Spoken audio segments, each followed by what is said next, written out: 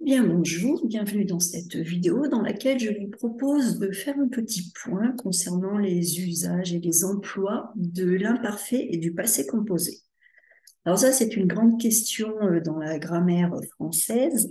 C'est quelque chose qui vous fait vous poser beaucoup justement de questions, qui entraîne des doutes, des hésitations, qui peut parfois vous faire peur. Donc, je vous propose là de voir cela ensemble et d'avancer progressivement de façon à vous aider à bien fixer les règles d'usage, les règles d'emploi de l'imparfait du passé composé. Alors l'imparfait est le temps du passé que l'on utilise en français pour décrire. C'est le temps de la description.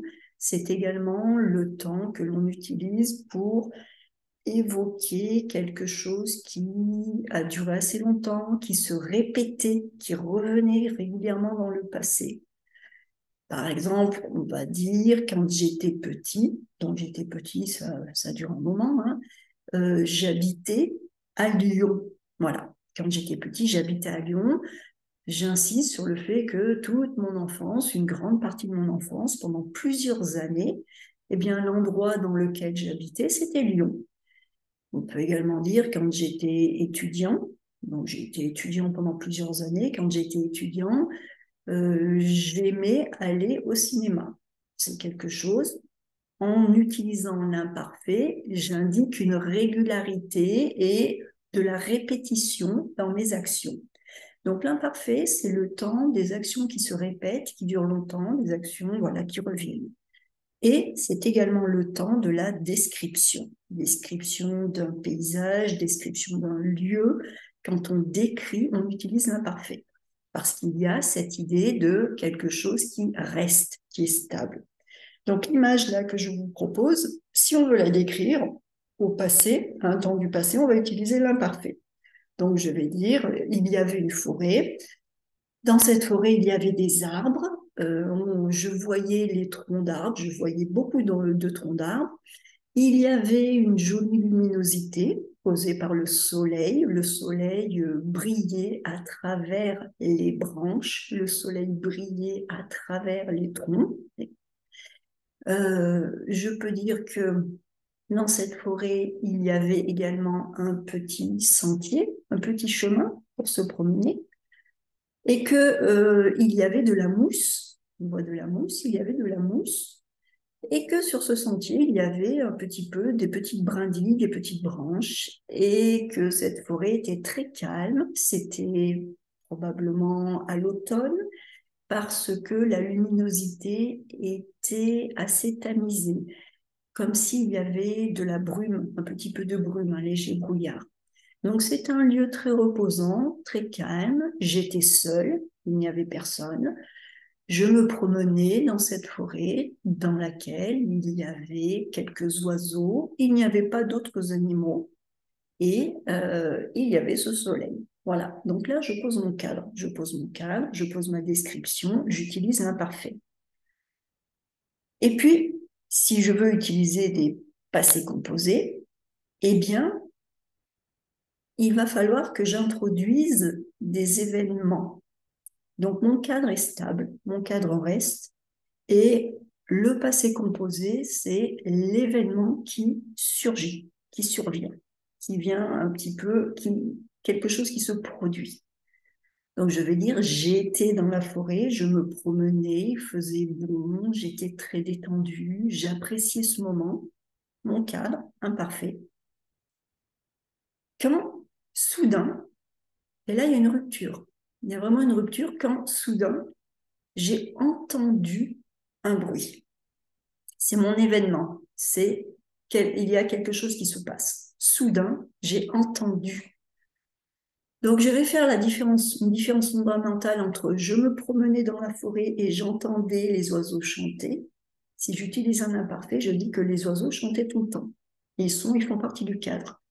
Mais si je dis je me promenais dans la forêt quand tout d'un coup j'ai entendu un bruit, c'est que ce bruit vient d'arriver. Le bruit s'est produit. Le bruit est un événement, c'est une action. Eh bien, mon événement, mon action, je vais la mettre au passé composé. Et c'est là qu'il y a une différence fondamentale entre l'utilisation de l'imparfait et l'utilisation du passé composé. Donc, si je reprends ma description, je vais donc dire, c'était le matin, je faisais une promenade, je profitais de la forêt et du calme, j'admirais le soleil, je respirais le bon air frais de la forêt. J'étais détendue, j'étais très relaxée. Soudain, j'ai entendu du bruit. Je me suis retournée et j'ai vu un petit chien. Je me suis demandé à qui était ce petit chien et j'ai reconnu qu'il s'agissait du chien de mes voisins. Donc voilà, j'ai entendu du bruit, je me suis retournée, j'ai vu le petit chien, je me suis demandé, j'ai réalisé, j'ai compris que c'était le chien de mes voisins. Donc vous voyez que les actions, je les mets au passé composé, les choses plus courtes, qui sont dans un temps limité, je les mets au passé composé, et ce qui est plus habituel, plus du cadre, je le mets à l'imparfait. C'est pour cela que j'ai dit, j'ai reconnu que c'était le chien de mes voisins. Donc j'ai reconnu, c'est mon action. Ah, je vois le petit chien, je le reconnais.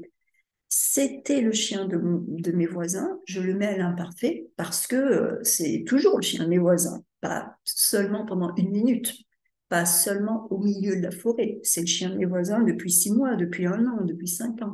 Donc là, j'ai utilisé l'imparfait, c'était le chien de mes voisins. Donc voilà pour cette petite vidéo. J'espère que ça vous aide à fixer cette différence fondamentale qu'il y a entre l'imparfait et le passé composé dans l'usage. L'imparfait est quelque chose qui se répète, qui revient régulièrement.